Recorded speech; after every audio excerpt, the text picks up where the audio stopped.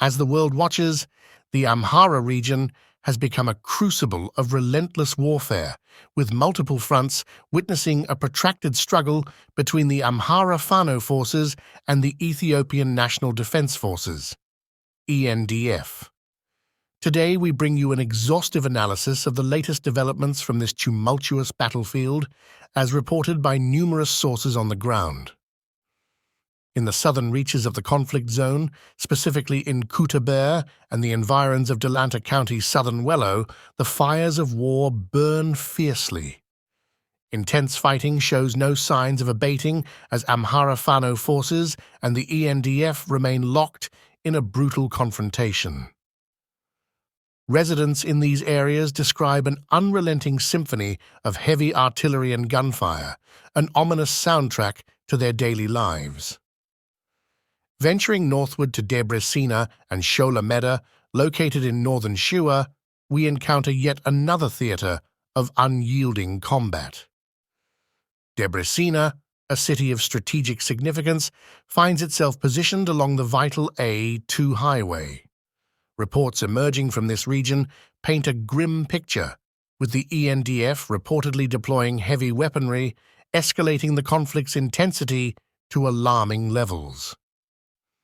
Simultaneously, in the city of Woldia, which straddles the B22 and A2 highways, heavy fighting erupted just a day ago, engulfing both the urban center and its outlying areas. Eyewitness accounts suggest that the ENDF is employing heavy artillery in this region as well, further exacerbating the perilous situation. Notably, Amhara sources have reported a daring ambush on an NDF convoy involving the use of grenades, resulting in the injury of 7 ENDF soldiers. Lalibela, located near Lasta, Bibila, Ainabugna, and Shimbrama towns, also finds itself in the throes of intense clashes between the Amhara Fano forces and the ANDF. Lalibela's prominence in the Amhara region underscores the significance of this battlefront, as the conflict spreads to encompass yet another critical urban center. In the northern reaches of Wello, towns such as Woldia and Gobia remain engulfed in intense fighting, particularly on their outskirts. Reports emanating from Fano sources assert significant territorial gains in recent battles, with claims of capturing substantial portions of these towns. In a separate but no less critical development, reports continue to pour in about the situation in Mota, Mertulamariam, and Finote Salam, all situated within the bounds of Gojam. Intense fighting has raged unabated in these towns over the past day, with no indications of a ceasefire.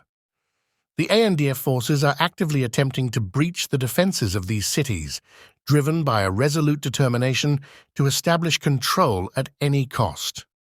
In contrast, Fano sources remain steadfast in their claims of successfully repelling ENDF offensives and maintaining their entrenched positions. Furthermore, the most recent updates have brought to light significant territorial changes. The ENDF has managed to wrest control of Ankoba, located in northern Shua, from opposing forces. Meanwhile, Fano forces have celebrated a hard-fought victory by gaining control of Amhara Sayent, positioned in western Wello after grueling clashes that tested the resolve of both sides.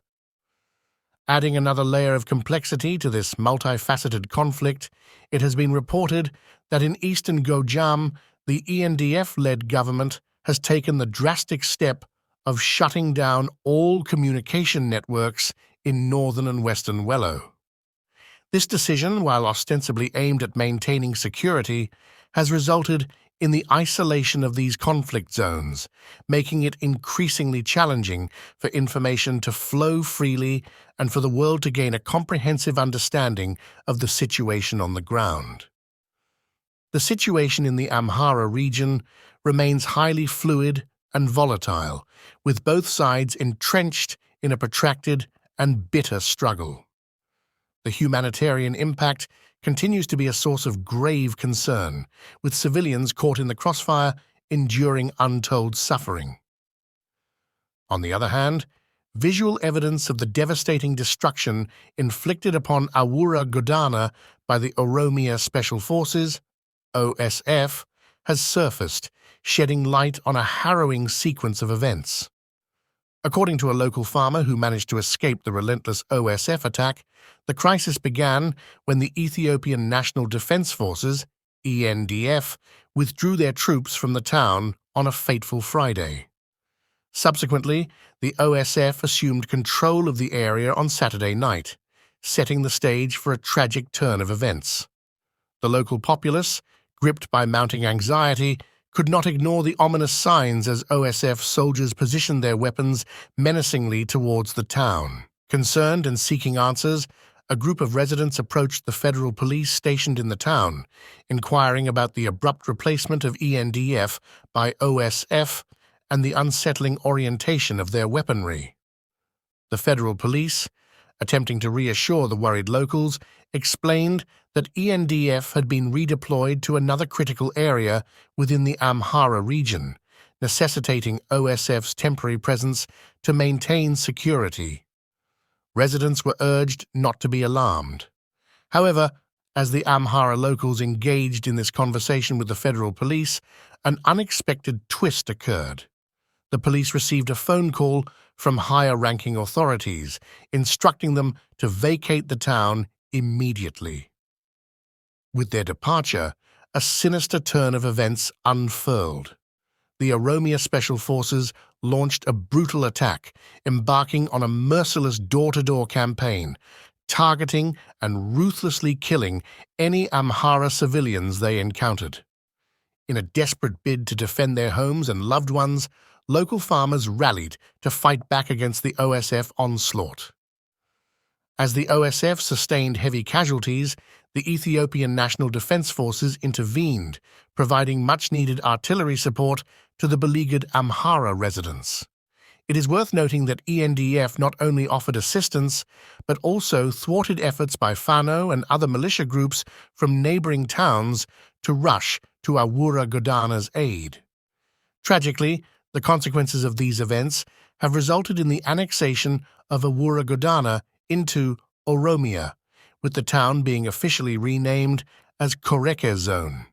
This abrupt change in administrative status marks a profound transformation in the region's political and social landscape. The ordeal endured by the residents of Amhara Battle stands as a stark reminder of the complex and often tragic consequences of conflict dynamics in Ethiopia. The human toll and displacement resulting from these events are a somber testament to the urgent need for a peaceful resolution to the ongoing crises plaguing the nation. As the international community continues to grapple with these deeply troubling developments, the hope for a future marked by stability, reconciliation, and unity remains a distant yet essential goal.